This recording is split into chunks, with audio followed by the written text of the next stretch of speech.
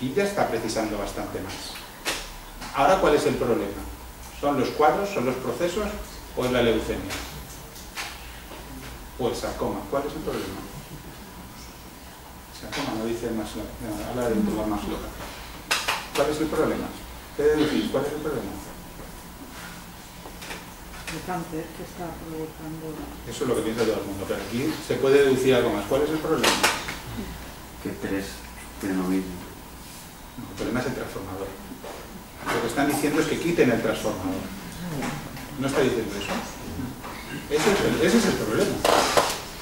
Esa es la decisión que se espera. Estamos subiendo. Lo que se espera es que se quite el transformador y bajar. Si son leucemias, como si son sarcomas, como si son cuadros cancerígenos, les da exactamente igual. Que quiten el transformador.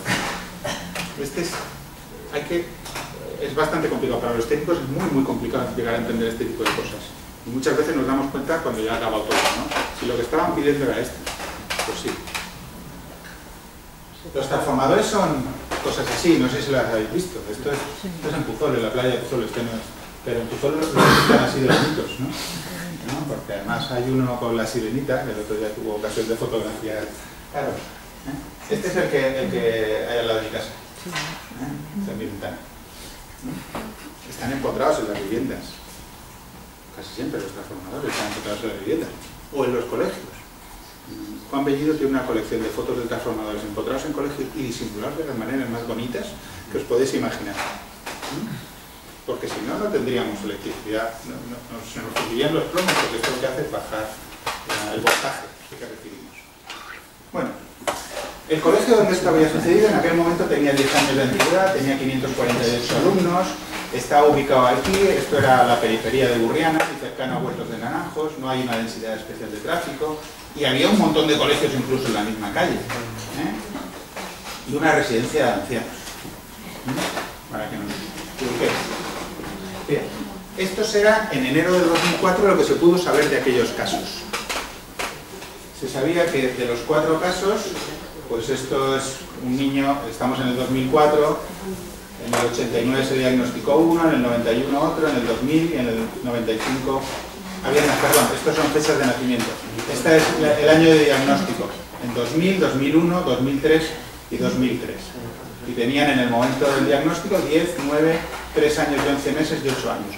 No tenían todos la misma edad, no iban todos a la misma clase. Por lo tanto, en cuanto a la exposición, el transformador efectivamente estaba empotrado en el colegio.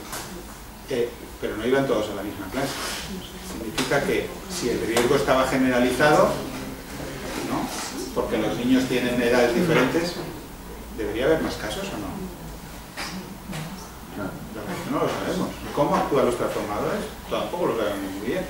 Pero la cuestión es que si hubieran sido todos de la misma edad y hubieran ido a la misma clase, la evidencia hubiera sido superior, ¿no? Vale. Estos son los 4 casos de los que hablaba la prensa, que efectivamente eran estos 4.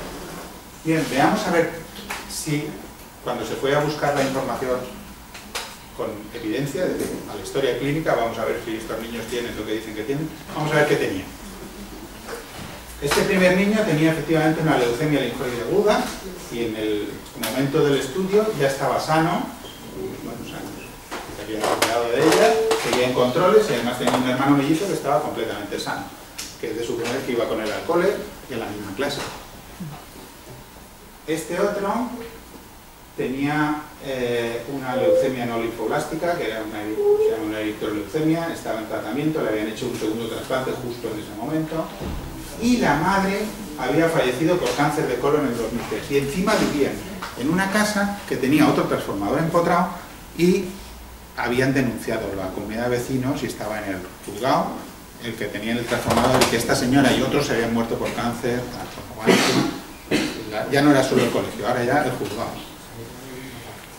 Este tercero tenía un sarcoma facial, que era lo que allí decía, hablaba de un tumor maxilofacial, ¿no?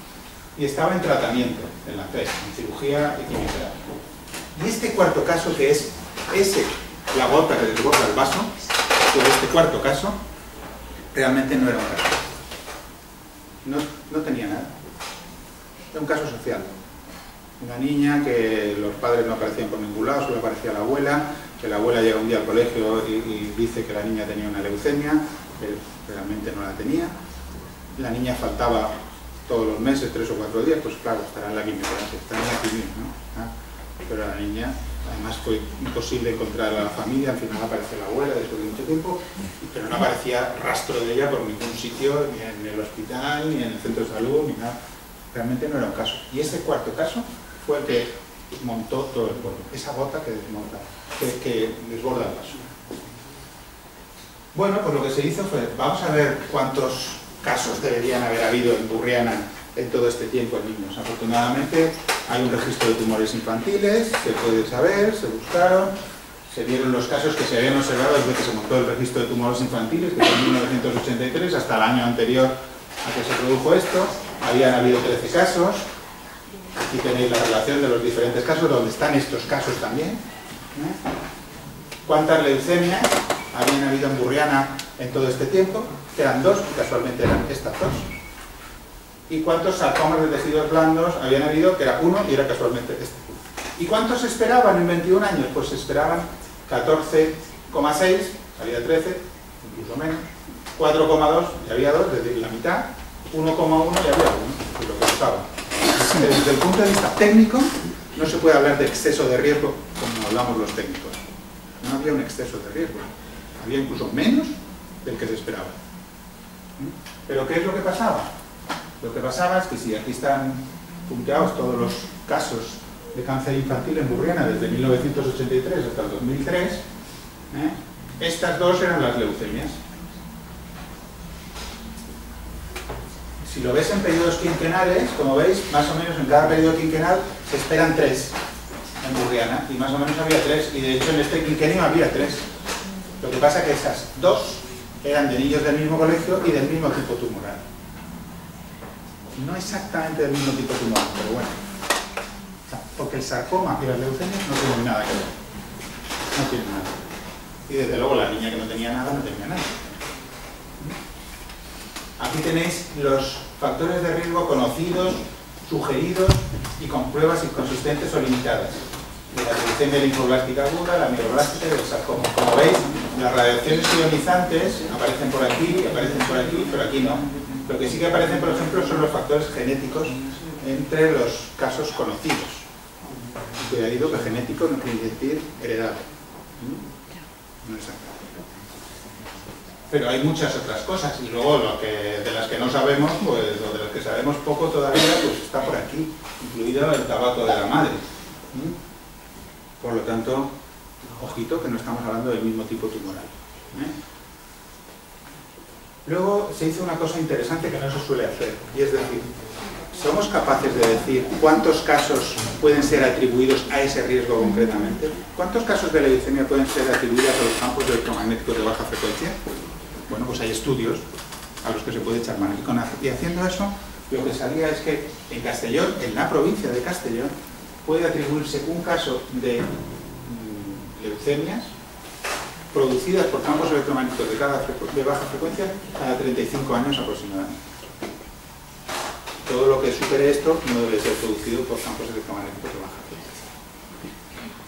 Bien, se sacaron el 12 de marzo, recordaros que esto era enero, el 12 de marzo, el estudio, las conclusiones y recomendaciones, donde se empezaba. No se ha detectado un exceso de cáncer infantil en Burriana, cosa que desde el punto de vista de la población, ¿cómo que no? ¿Cómo que no? Si tenemos 4. Bien. Lo más plausible es que la coincidencia de los casos en el colegio haya jugado un papel el azar, tema que desde el punto de vista poblacional no se puede admitir. ¿Cómo que el azar? El azar no juega en un papel. Tenemos un transformador y otro, punto. Principio de precaución. En julio, la retirada del transformador del Colegio Peñanolosa se inicia ahora. Se acabó el problema. Aquí al final menciona Sanidad realizó un estudio epidemiológico. Este informe determinó que uno de los casos no lo era, aunque por desgracia sí se confirmaron 2 casos de leucemia y un caso de no. Esto ahí al final. Esa no fue la decisión. La decisión fue esta. Porque era lo que pedían. Lo que pedían era que se quitara el transformador. Se quitó el transformador, se acabó el problema. ¿Y el asesino? ¿Sigue suelto? ¿O no? No lo sabemos. Lo que sabemos es que si ahora vuelven a producirse 2 casos de leucemia más, no tendremos transformador que quitar. Bueno, yo creo que acabamos Sí, aquí porque bueno. si no, ya me Muchas habéis echado. gracias. Bueno, pues muchas gracias.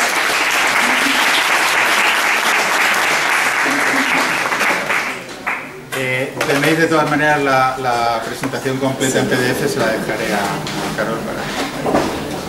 ¿Tenéis alguna pregunta, alguna duda?